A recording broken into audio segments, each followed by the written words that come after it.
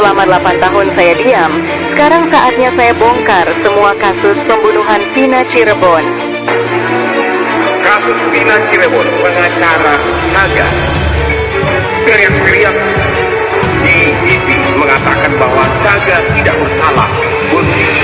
Dia Saga itu seolah-olah sebagai pengacara pemberani.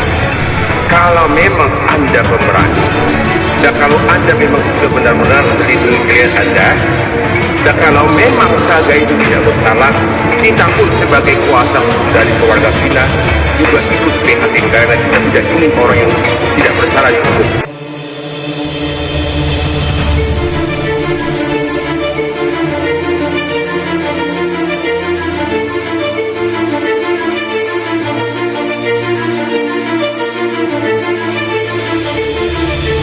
Halo sahabat Leslar, jumpa lagi bersama kami channel YouTube Indohot 23 yang akan menyajikan seputar informasi selebriti, hiburan terbaru tanah air.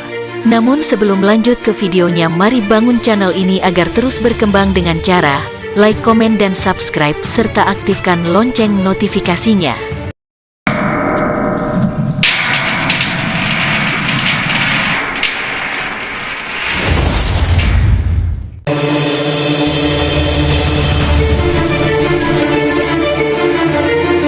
Linda teman Vina Cirebon muncul setelah 8 tahun menghilang. Beberapa hari setelah Peggy ditangkap, kasus pembunuhan Vina Cirebon atau Vina Dewi Arsita belum tuntas sepenuhnya. 8 terpidana kasus pembunuhan pada Vina Cirebon itu masih menjalani hukuman, namun 1 di antaranya sudah bebas sejak 2000 silam, sementara sisanya dihukum penjara seumur hidup. Sedangkan 2 orang masih buron dan 1 orang yakni Peggy Setiawan alias Peggy Perong baru tertangkap. 2 DPO yang belum ditangkap adalah Dani dan Andi, belum diketahui kabarnya. Kini sosok Linda mendadak muncul setelah Peggy ditangkap di Bandung. Linda diketahui adalah sahabat Vina yang disebut-sebut kerasukan arwah Vina Cirebon sehingga kasus tersebut mulai terungkap. Melansir Tribun Jabar, Linda menjelaskan alasan kenapa dirinya selama 8 tahun ini menghilang. Linda mengaku jika hubungannya dengan Vina hanya sebatas teman biasa. Bahkan menurut Linda, dirinya tidak satu sekolah dengan Vina. Sementara saat kejadian, Linda mengaku dirinya sedang tidak ada di Cirebon karena sedang PKL. Linda pun membantah dirinya bersekongkol Egi atau Peggy Setiawan. Di sini saya nih korban juga, bedanya saya nggak mati aja, ujarnya dikutip dari Tribun Jabar. Saya justru lebih parah di sini, bahkan tak ada etikat baik dari keluarga Vina atau kepolisian setempat untuk minta maaf ke saya karena suara saya viral. YG Harwanya, di mana suara rekaman itu bersifat rahasia hanya untuk bukti ke penyidik, terangnya. Soal alasan, pasti dia menghilang selama 8 tahun karena merasa terancam. Saya hilang 8 tahun karena nyawa saya terancam. Saya diteror di Facebook. Dulu kan zamannya Facebook ya, belum ada TikTok. Saya sampai diungsikan keluar pulau sama keluarga saya selama 2 tahun, ucap Linda lagi. Geng motor Cirebon itu membabi butaka. Ditambah salah satu pelaku YJ sudah ketangkep, itu tetangga saya. Kakak kebayangkan jadi saya seperti apa? Saya ketakutan kah?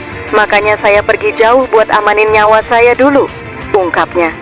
Teman-teman pelaku nyerang saya mengatasnamakan solidaritas, tandasnya. Dia ada updatean Vina yang mana aku tahu dari temanku lah, ada gitu ya, yang bilang kalau sebetulnya Linda itu nggak kesurupan, atau enggak.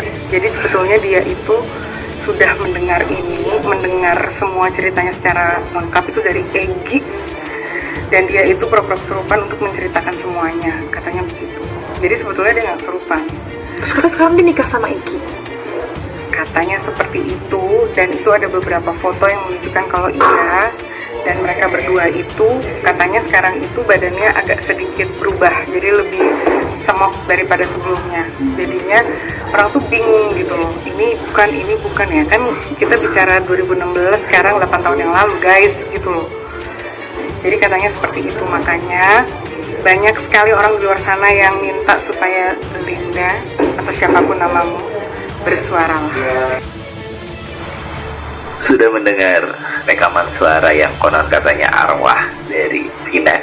Kau kabur ke Jakarta 2 orang. Tanpa mengurangi rasa hormat kepada keluarga almarhumah Vina, sejatinya itu adalah tipu daya jin yang mengaku-ngaku sebagai arwah, karena sesungguhnya tidak ada satupun arwah orang yang sudah meninggal yang mampu merasuki orang yang masih hidup. Ingat, jangan sampai tergelincir akidah kita karena mempercayai arwah bisa merasuki seseorang. Gue yang nggak suka nonton film horor dan nggak pernah nih seumur hidup gue, akhirnya kemarin semi kejebak gitu lah ya, nonton film Vina sebelum 7 hari. Dan karena gue awalnya ngerasa kalau film ini tuh diangkat dari kisah nyata kan, jadi gue pikir kayak lebih ke thriller gitu, bukan horor. Tapi end up film ini tuh film horor, which is sebenarnya it's okay, karena gue dari situ jadi bisa tahu cerita sebenarnya, ya nggak sebenarnya lah, cerita yang digambarin lewat film itu gimana kasusnya Vina. Karena pas kasus ini heboh-hebohnya, kebetulan gue lagi kuliah di luar negeri, jadi gue nggak terlalu memperhatikan berita-berita kriminal yang ada di Indonesia. Kalau gue lihat dari filmnya, pelaku utama atau dalang utama dari tindak kejahatan yang dilakukan sama almarhumah Vina ini, yang namanya Egy ya, itu adalah anak dari seorang polisi. Ternyata kalau berdasarkan keterangan kepolisian guys, yang merupakan anak dari polisi itu adalah Muhammad Rizky atau Eki, yang merupakan salah satu korban juga gitu. Sedangkan kalau menurut kepolisian lagi nih, baru-baru ini dipertegas kalau terduga pelaku yang namanya Eki itu tuh belum ada fakta persidangan atau keterangan yang menyatakan kalau dia ini adalah anak polisi. Berarti dari sini kita bisa ngerti dong sebagai audiens kalau memang sampai sekarang tuh belum ada keterangan bahwa si terduga pelaku atau Egy ini adalah anak polisi. Tapi belum ada keterangan ya guys, bukan anak polisi gitu. Ngerti gak sih? Kayak belibet deh, tapi ya kayak gitu maksud gue. Memang dugaan kalau salah satu pelaku itu adalah anak orang penting di negeri ini tuh muncul setelah kakaknya Vina, Mariana, tuh nyebutin kalau waktu kerasukan si Linda, temennya almarhumah Vina, itu bilang kalau memang si Egy ini adalah keturunan dari polisi tuh. Nah, pas tanggal 16 Mei 2024 lalu nih, waktu pihak keluarganya almarhumah Vina ini ketemu sama Bang Hotman Paris, Bang Hotman ini juga menduga ada keterlibatan oknum aparat untuk melindungi ketiga pelaku yang sampai sekarang tuh belum ketangkap. Soalnya, ke-8 pelaku tindak kejahatan terhadap almarhumah Vina ini sempat ngeganti keterangan mereka secara bersamaan. Awalnya pas di BAP, semua pelaku yang tertangkap itu mengakui adanya keterlibatan 3 orang pelaku lainnya yang masih belum ketangkap itu. Tapi setelah beberapa waktu kemudian, ke-8 orang ini secara bersamaan itu membantah adanya keterlibatan 3 pelaku yang belum ketangkap ini. Lah, kok bisa gini kan? Makanya ini yang dicurigain sama Bang Hotman gitu loh. Dan apalagi nih, menurut kesaksian dari kakaknya almarhumah Vina yaitu Mariana dan juga produser filmnya Vina ini, waktu proses film ini dibuat ada orang yang datengin mereka gitu. Kalau menurut keterangan kakaknya Vina Mariana sih, ada orang yang datengin ke rumahnya dia dan nanyain gitu, kenapa kok kasih izin film ini dibuat, nanti kan bikin nama jelek pihak kepolisian. Assalamualaikum warahmatullahi wabarakatuh. Untuk mantan Bupati Cirebon yang telah disebut oleh Hotman Paris ya sebagai orang yang patut diduga katanya anaknya terlibat dalam peristiwa hukum Vina Cirebon, saya siap mendampingi Bapak untuk melawan Hotman Paris. Bapak mantan wali atau Bupati Cirebon, saya siap mendampingi Bapak untuk menghadapi Hotman Paris. Ya, saya sikat Hotman Paris. Asal Bapak bersedia menunjuk saya sebagai lawyer. Saya siap melawan Hotman Paris. Ya, terkait dengan dugaan hoax yang disebutkan oleh Hotman Paris terhadap Bapak. Saya tunggu Pak. Ya, saya tunggu. Terima kasih. Saka adalah salah satu mantan napi kasus pembunuhan almarhum Vina dan Egy. Saka ini terus bersikukuh menjelaskan kalau dia adalah korban salah tangkap. Tapi dari ketiga penjelasan Saka ini yang saya lihat, penjelasan Saka ini blunder. Gimana nggak blunder? Video ke-1 yang saya lihat, dia katanya mau ngisi bensin disuruh pamannya, dan dia mau pulang mau nganterin motor ke pamannya, tahu-tahu ditangkap. Terus video kedua yang saya lihat, dia mau nganterin temennya ke bengkel, terus dia mau pulang lewat jalan mana gitu, terus ada rahasia polisi, dia sama teman-temannya itu nggak bawa helm, jadi dia takut. Terus video ketiga yang saya lihat, dia disuruh isi bensin sama adiknya Kak Sandi. Nah, ini yang bener ke bengkel ngisi bensin apa main bola? Nah, masalah bener enggaknya penjelasan Saka ini biar teman-teman sendiri yang menjawabnya. Kalian tahu, ini bukan tak tertangkap ataupun DPO, bukan belum tertangkap, tapi memang tidak ditangkap. Ya, garis bawain, bukan DPO, bukan belum tertangkap, tapi memang tidak ditangkap.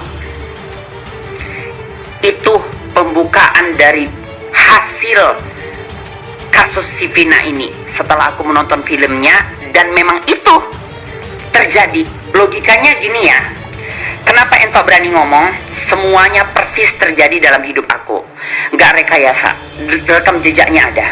Jadi aku itu pernah bermasalah dalam sama suatu tenaga militer, ya. Aku terancam mau diculik. Jadi ringkas cerita, aku ngadu nih sama pomalnya lah gitu kurang lebih ya, sama polisi, di atas polisi, pokoknya bagian atasannya. Nah, di situ mereka sama sekali bilang kan nggak tahu, nggak kenal ini bagian mana. Intinya yang mengancam aku itu, yang melakukan tindakan nggak bagus sama Ento itu sama sekali nggak terlacak di mana. Tapi tahu nggak, setelah aku datangin kantor itu, besok malamnya, belum lagi berapa menit dari aku yang ngomong masih di kantor itu, belum lagi pulang ke rumah, itu langsung komandannya, atasannya itu menurunkan satu kompi kurang lebih gitu. Bahkan ada utusan dari yang agak sedikit di bawah dia tapi termasuk punya jabatan itu menjumpai Ento untuk tabayun. Ya tabayun ya, ataupun secara kekeluargaan. Udah, padahal tadi asli ku bilang nggak kenal, kata orang itu nggak tahu, luas, banyak, segala macam. Jadi seperti itu juga lah si Vina ini. Bohong kalau sudah dapat 8 orang yang sudah dipositifkan tersangka, tidak bisa mengetahui siapa otaknya, ya kan, bapaknya kerja di mana si oknum ini, ya kan, namanya siapa. Jadi itu nggak tahu kepihakan penyidik saat itu. Bohong, 1000 juta bohong, nggak masuk logika kali. Jadi ini insting Ento ya, ini insting Ento ya, sesuai dengan skenario yang terjadi dan sampai film itu didokumenterkan. Jadi bapak si Egi ini, otak pelaku ini agak lumayan punya jabatan. Ada link di dalam, ada jabatannya. Makanya dia begitu arogan, sombong untuk di wilayah itu, ya kan, anaknya ini, karena dia tahu bapaknya punya jabatan. Ditambah lagi, kenapa bisa tidak tertangkap? Karena memang bapaknya agak lumayan jabatannya. Dan saat itu 2016 belum Bapak Listio Sigit ya, jadi saat itu masih kayaknya kurang lebih Bapak apa ya bersama dengan jajaran Ferdy Sambo. Jadi memang war banget ya kejadian ininya, supaya dia bisa di backup supaya tidak tertangkap. Nah, baru ini percis banget juga kejadiannya seperti kasus yang Ento pegang. Jadi dua kejadian ya, dua wadah itu memang sama-sama memang nggak akan mungkin nggak tertangkap, karena memang mereka itu kalau sudah namanya satu ini ya, satu angkatan itu pasti dapat. Jadi baru sama juga nih, aku kan megang kasus yang anak yang panah hijau kan, yang digilir berapa lekong itu kan, itu juga sudah dapat, sudah jadi tersangka, bahkan aku ikuti sidangnya ya kan. Tapi kok bisa yang lain nggak dapat? Pada akhirnya memang akhirnya dapat juga, tapi adalah beberapa tetap. Jadi nggak mungkin nggak dapat, karena sudah dapat tuh teman-temannya, pasti dari situ terbongkar semua.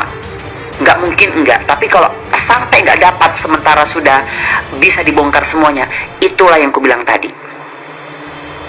sudah diamankan di dalam karena memang bapaknya ataupun orangnya ini agak sedikit punya jabatan. Jangan-jangan memang ada jabatan yang tinggi. Itu maka si Egy sampai sekarang selamat. Jadi malu banget kan, busuk banget kan. Padahal kalau dipikir ya, polisi ini Pol Lela ini sangat banyak jasanya sama kita, ya kan. Tapi gara-gara satu, dan ini bukan rahasia lagi, tapi rahasia umum dan itu fakta. Kalau sesama punya masalah sebelum viral, sebelum memang ada yang meng-up, itu nggak akan pernah jalan. Baru kedua, kalau yang atasan itu yang bermasalah memang itu bisa di backup semua. Jadi cantik lah, sampai mau apapun nggak bisa, beres semuanya pokoknya. Karena memang dia yang mengatur. Dah, baru, ini udah beres nih ya masalah kehukumannya ya. Malu dong ya. Negara kalau sampai sesudah segini-ginian tapi nggak bisa diselesaikan juga ya.